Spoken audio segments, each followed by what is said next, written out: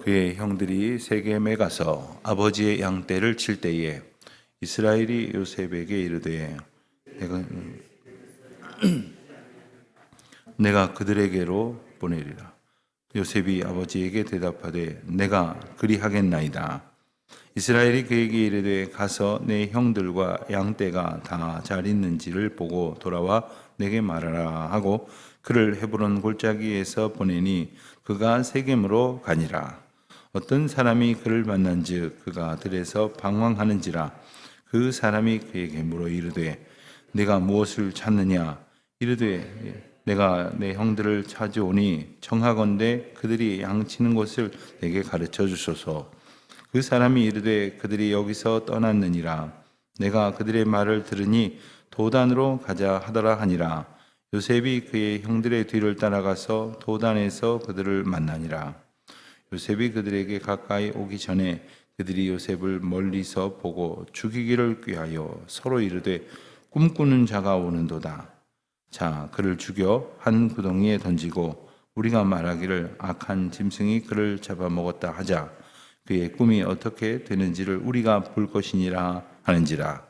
루벤이 듣고 요셉을 그들의 손에서 구원하려 하여 이르되 우리가 그의 생명은 해치지 말자. 루벤이 또 그들에게 이르되 피를 흘리지 말라. 그를 광야 그 구덩이에 던지고 손을 그에게 대지 말라 하니 이는 그가 요셉을 그들의 손에서 구출하여 그의 아버지에게로 돌려보내려 함이었더라. 요셉이 형들에게 이름에 그의 형들이 요셉의 옷 곧 그가 입은 채색 옷을 벗기고 그를 잡아 구덩이에 던지니 그 구덩이는 빈 것이라 그 속에 물이 없었더라. 아멘. 오늘 본문 말씀에는 야곱과 요셉에게 그리고 그 일가 그 가족에게 있어서 어떤 하나의 사건처럼 비춰지지만 아주 결정적인 사건이 일어나고 있음을 우리에게 소개하고 있습니다. 오늘 말씀의 배경을 보면 그의 12절에 보면 그의 형들이 세겜에 가서 아버지의 양떼를 칠 때에 했습니다. 지금 야곱과 원래의 가족들은 14절에 나오는 대로 헤브론에 살고 있었습니다. 헤브론에 살고 있었는데 세겜에 가서 양을 친다. 이 헤브론과 세겜은 약 80km 정도 떨어져 있습니다. 북쪽으로 80km 정도 떨어져 있는데 양떼를 치기 위해서 북쪽으로 목초지를 찾아갔다 하는 것은 그들이 아마도 여름철에 더 목초지가 넉넉히 있는 곳을 찾아서 북으로 또 겨울철에는 반대로 남쪽으로 이렇게 이동하면서 양을 쳤기 때문일 것으로 우리는 볼 수가 있습니다. 양을 치러 형들이 이제 양떼를 몰고 갔는데 13절에 보니까 이스라엘이 요셉에게 즉 야곱이 요셉을 불러서 내 형들이 세겜에 가서 양을 치고 있지 않느냐 내가 너를 보낼 테니 14절입니다. 가서 형들과 양떼가 다 잘 있는지를 보고 돌아와 내게 말하라. 이렇게 그에게 당부를 합니다.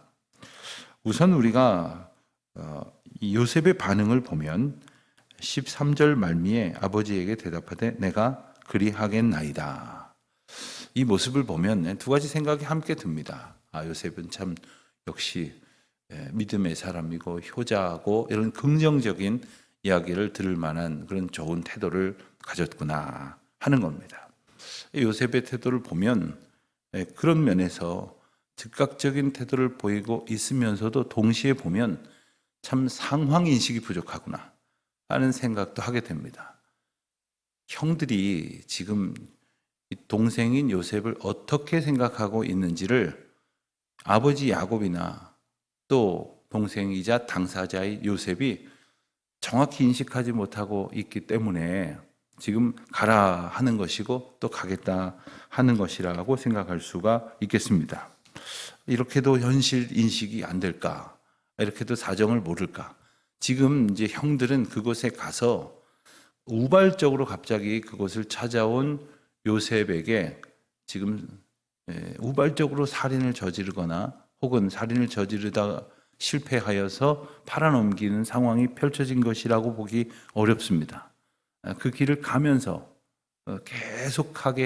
계속해서 했다고 말하기는 어렵겠으나 요셉에 대해서 죽이자고 요셉을 가만두지 말자고 이런 이야기를 하다가, 그리고 그 이야기를 하는 중에 요셉이 그들의 시야에 들어왔다는 것을 오늘 본문을 통해서 보게 됩니다. 가만히 보면 아버지 야곱도 이 형들이 어떠한 생각을 가지고 있는지도 전혀 알지 못한 채 그저 17 소년을, 아마 이 전 이야기랑 얼마간의 시간 간격이 있다고 봐야 할런지 모르겠으나 홀로 그 먼 길을 보냈다. 요즘처럼 고속버스 터미널에서 태워가지고 손 흔들어 보내면 목적지에 딱 도착하는 그런 형편이 아니지 않습니까? 그러나 어쨌든 아버지는 보냈고 아들은 순종하여 세겜으로 갔습니다. 자, 15절 말씀을 보니까 이제 그 사이에 14절과 15절 사이에서는 80km를 어쨌든 걸어서 갔든지 누구네 소나 말을 얻어 타고 좀 몸을 편히 쉬면서 갈 수 있었든지 모르지만 여러 날이 흘렀을 것입니다. 자, 마침내 세겜에 도착하게 되었으나 그가 들에서 방황하는지라. 여기까지 읽으면 좀 불길한 기운이, 아마 이 뒷이야기를 몰라도 앞의 내용을 잘 숙지하고 있다면 느껴질 것이지 않겠습니까? 세겜이 어떤 동네입니까? 세겜은 야곱의 일가에 있어서 잊을 수 없는 곳입니다.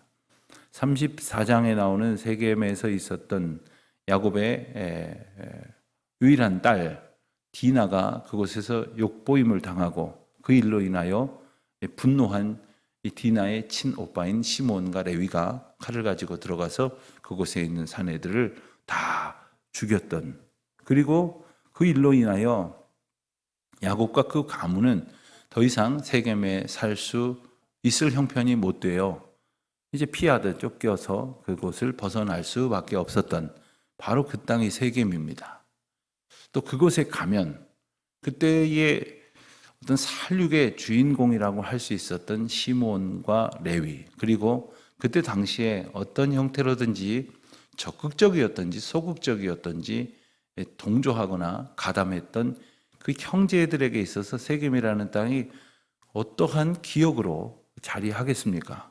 바로 그 땅에서 지금 일어나는 일이라는 것을 보면 이들이 가졌던 이 끔찍한 증오의 사건, 그리고 살이를 품었던 사건이 어떤 것인지를 조금 더 짐작을 할 수 있을지도 모르겠습니다. 자, 그에게 어떤 사람이 묻습니다. 네가 무엇을 찾느냐? 지금 요셉이 먼저 사람들한테 길을 묻고 해서 겨우 형들의 형방을 찾은 것이 아니라 요셉은 아마 어떻게 해야 될런지도 몰라서 들에서 방황을 하고 있었습니다. 그런데 내가 내 형들을 찾습니다. 그들이 양치는 곳을 내게 알려주십시오. 요셉도 보면 어지간한 것 같습니다. 아버지가 가라 할 때에 아버지, 형들이 저를 어떻게 생각하는지 아버지는 모르세요? 그 먼 데를 저 혼자 어떻게 갑니까? 이런 핑계도 되지 않았지만 또 그곳에 가서 사실 세겜이라는 데가 여기 사거리 정도 되겠습니까? 그 가면 금방 찾을 수 있는 겁니까? 그곳에 갔더니 당연히 쉽게 찾을 수가 없겠죠. 보이지 않았습니다. 그러면 없나 보다, 어디 길이 엇갈렸나 보다, 돌아가는 길인가 보다, 혹은 그 옆에 어디서 다시 목초지를 찾나 보다 했을지 모르겠는데 열심히 찾느라 이제 고생을 하였더니 이제 사람이 붙여집니다. 그리고 그를 통해서 형들이 도단으로 갔다 하는 새로운 정보를 얻습니다. 세겜에서부터 도단은 다시 북쪽으로 약 20km 떨어진 곳입니다. 또 한참을 가야 합니다. 그러니 가면서 요셉이 얼마나 힘들었을까요? 또 형들을 얼마나 눈을 크게 뜨고 찾고 있었습니까? 바로 그러한 상황 속에서 거꾸로 이 카메라를 반대편에서 잡는다면 형들의 시야에 갑자기 예상치도 못했던 동생이 저 멀리서 나타나고 있습니다. 게다가 처음에 행선지로 집에다 얘기했던 세겜도 아니라 그보다 더 북쪽으로 한참을 더 올라온 도단이라는 곳에 왔는데 동생이 오니 정상적으로 생각한다면 얼마나 반갑겠습니까? 얼마나 뜻밖의 만남으로 인하여 기쁘겠습니까마는 본문은 전혀 그렇지 아니한 그 형제들의 모습을 조명하고 있습니다. 어떻게 이럴 수가 있을까? 아무리 생각을 해도 상식적으로 납득이 되지 않는데 18절 말씀을 보면 그들의 심정을 우리가 엿볼 수가 있습니다. 요셉이 그들에게 가까이 오기 전에 요셉을 멀리서 보고 죽이기를 꾀하여, 이미 가까이 오기 전부터 그들은 그들끼리 이야기하면서 가면서 이 이야기 저 이야기 별 이야기 그러나 그들이 할 이야기가 사실 또 얼마나 많겠습니까? 요즘은 할 이야기가 얼마나 많습니까? 하루 종일 돌아다니다 보면 신문, 방송을 통해서 들려오는 이야기를 통해 보면 우리가 알고 접하는 새로운 이야기들 얼마나 많겠습니까마는 그들이 새로운 게 있었겠습니까? 그러다 보니 또 하는 이야기를 했겠죠. 아마도 그들은 늘상 모이면 동생을 미워하고 또 그 미움이 커져가다 보니까 확 죽여버렸으면 좋겠어. 이런 얘기를 누가 하다 보면 여기저기서 동조하고, 그리고 그것이 가라앉는 대화로 가기보다는 오히려 그것이 미움과 미움이 만나서 더 큰 사리로 커가는 그러한 상황을 가졌다고 하는 것을 볼 수가 있습니다. 그럼 우리가 어떤 상황 속에서 누군가에게 미움을 갖는 것은 인간의 당연한 어떤 심성의 하나입니다. 그러나 그 미움이 그의 마음 가운데 오래 머물도록 두면 안 됩니다. 그런데 사람이 미워하겠다고 결심해서 미워하고 미워하지 않겠다고 작정한다고 해서 미워하고 말고 되는 것이 결코 아닙니다. 꽃 같은 사건을 겪어도 한참 뒤에 그 사건을 함께 겪은 사람이 만나도 어떤 사람은 아직도 그 미움 속에서 살고 있는 사람이 있는 반면에 어떤 사람은 그때 그런 일이 있었나? 그리고 다 잊어버려서 그것을 마음속에 남겨두지 않고 있는 사람이 있습니다. 그러나 말씀드린 것처럼 그것은 그들의 인격이나 의지로 되어질 일이 아닙니다. 우리가 남을 미워할 만한 많은 사건을 경험하면서 살았다 할지라도 하나님의 은혜를 힘입어서 하나님께서 우리에게 은총의 사건, 은혜의 사건, 감사와 행복의 사건들이 넘쳐나고 있다면 그 미움의 기억들이 우리 마음을 잡아틀고 있지 못할 것입니다. 그러니 우리가 하나님의 은혜에 힘입어 그 은혜의 사건으로 가득 채워지는 삶을 살아야 할 것이고, 그를 위해서는 하나님의 은혜를 소원하는, 그리고 은혜에 합당한 삶으로 인도하시는 성령님의 인도하심에 순종하는 삶을 분명히 살아야 할 것이겠습니다. 또 하나 생각해야 될 것은 이 미움이라는 것을 결코 누군가와 공유하지 말아야 한다는 겁니다. 보통 일반의 상식으로 보면 자기와 우호적인 관계를 가지려고 하는 사람이 좋은 이야기를 하면 좋은 반응을 할 수밖에 없고 나쁜 이야기를 하면 나쁜 반응을 할 수밖에 없습니다. 가까이에 자기와 중요한 교제를 나누는 사람이 누구를 미워하는 이야기를 하면 그 맞장구를 친단 말입니다.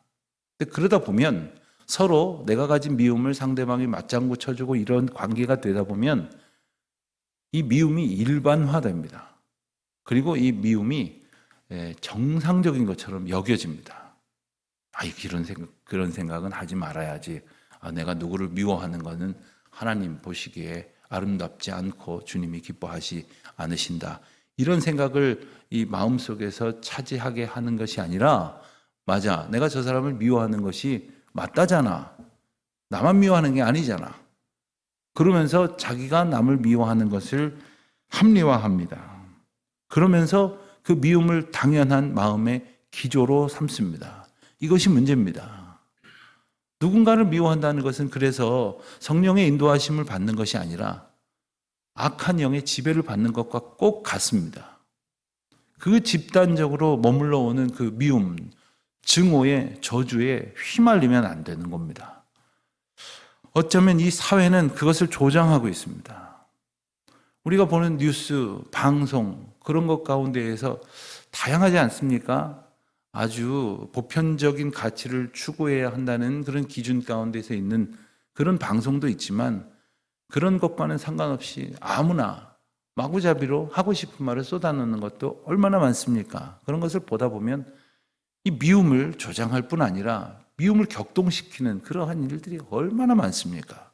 근데 그런 것들을 들으면서 보면서 우리의 감정이 하나님의 온전케 하시는 은혜에 머물기란 너무나 어려운 것입니다.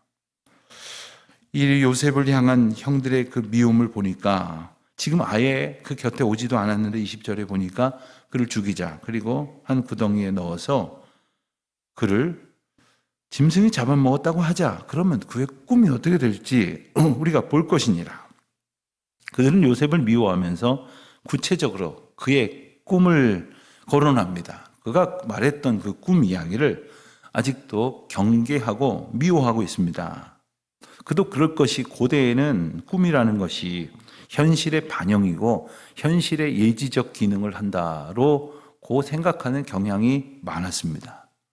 꿈대로 된다는 말이 오히려 정설처럼 여겨졌습니다.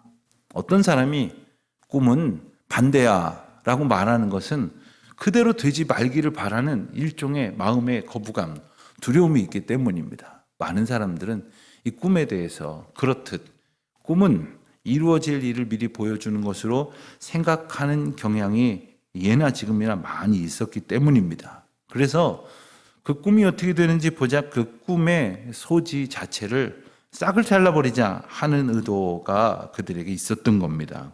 그때의 21절 이하의 말씀을 보니까 루벤, 야곱의 장남이죠. 야곱의 장남이 그를 해치지 말자, 피를 흘리지 말자, 그에게 손을 대지 말자 그렇게 저들을 만류합니다. 왜 그래도 루벤이 그랬을까? 아마도 아들이기에 제일 한 살이라도 더 나이가 많아서 그만큼 철이 들었나? 혹은 야곱의 서모인 빌하를 범하는 잘못을 저질렀기 때문에 그가 이제 좀 뉘우치고 정신을 차렸나? 아니면 아버지의 신임을 잃었기 때문에 어떻게 해서든지 아버지 마음을 좀 얻으려고 좀 이렇게 점수를 만회하려고 하고 있나? 어쨌든 간에 그의 의도는 22절 마지막 부분에 있는 것처럼 요셉을 살려서 구해서 아버지께로 돌려보내려고 했었던 겁니다. 근데 요셉이 형들에게 도착을 했을 때 아마도 조금 전에 루벤이 했던 일과 다른 반응이 보여지는 것을 보면 형제 중에 다른 이들이 주도가 되어져서 요셉의 옷을 벗겼습니다. 형들이 요셉을 보았을 때 제일 먼저 한 행동은 채색 옷을 벗긴 일이었습니다. 그것이 눈에 거슬렸던 것은 그들이 겪었던 편애를 상징하는 것이고 자기들은 받지 못한 아버지의 사랑을 받았다고 여기는 대목이었기 때문이었을 것입니다.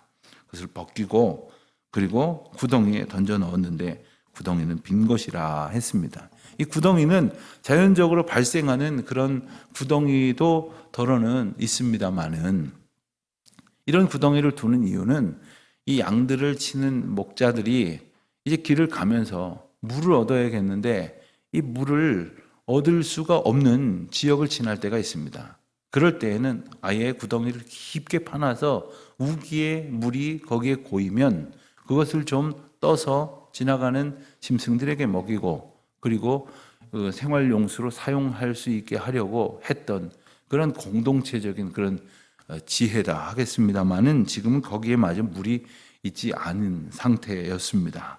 요셉은 그 깊은 그러니까 그것을 뭐 조금 파놓은 것이 아닙니다. 아주 깊게 파놓은 것이기 때문에 스스로의 힘으로 나올 수 없을 정도의 상황이 되었겠지요. 자, 이제 오늘 계속해서 내일 보겠습니다만은 요셉이 처한 이러한 상황에는 당연히 그 형들이 가졌던 극한 미움과 그리고 살의와 증오가 원인이었던 것을 압니다. 오늘 우리가 어떻게 살아가는가? 우리 마음 가운데 어떤 뜻을 가지고 살아가느냐에 따라서 우리의 삶의 모습과 형태는 달라질 것이지 않겠습니까?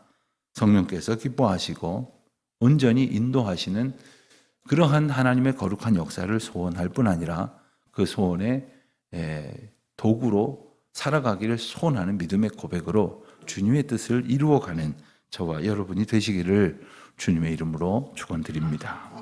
기도하겠습니다. 하나님 아버지, 저희 마음을 주장하여 주시옵소서. 저희 마음이 혹 헛된 생각들로 차 있지 않도록 저희 마음을 온전한 것으로 늘 풍성하게 하여 주시되 그 마음을 감사하며 그 마음을 주신 주님의 인도하심을 기뻐하며 순종하는 저희들로 살게 하여 주옵소서. 감사하오며 예수님의 이름으로 기도합니다. 아멘.